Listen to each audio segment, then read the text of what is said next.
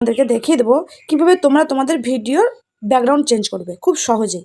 তো দেখো, প্রথমে ভিডিও চলে আসবে, তারপরে ক্রিয়েট অপশানে যাবে। এখানে তুমি অ্যালবাম পাবে। এখানে দুটো অপশান থাকে, একটা অ্যালবাম আর একটা হচ্ছে মেটেরিয়াল। তো তোমরা কী করবে, প্রথমে এই মেটেরিয়ালে ক্লিক করবে।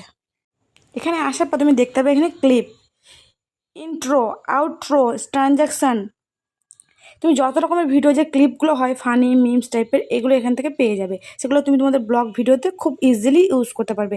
যে ফলো বাটন, টপ টপ, যে ক্লিক, যে আওয়াজ, যেগুলো প্রত্যেকটা বড় বড় কন্টেন্ট ক্রিয়েটার যে ব্লগগুলো দেখো, এগুলো আরও সুন্দর করে তোলে।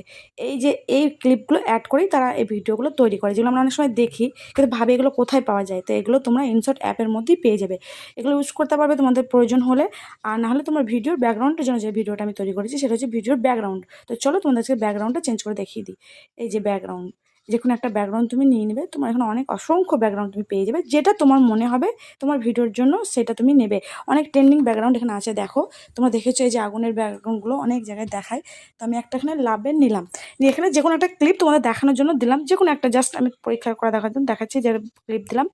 এই ক্লিপটা এখানে মিডিলে দিতে পারো, তুমি ছোট বড় সাইজ করে তোমার মতো করে দাও। ভিডিওটা ভালো লাগলে শেয়ার করতে মোটেও ভুলবে না, আর আমাকে ফলো করতে তো ভুলবেই না। তো আজকের মতো টাটা, বাই বাই, দেখা হবে একটা নেক্সট ভিডিও।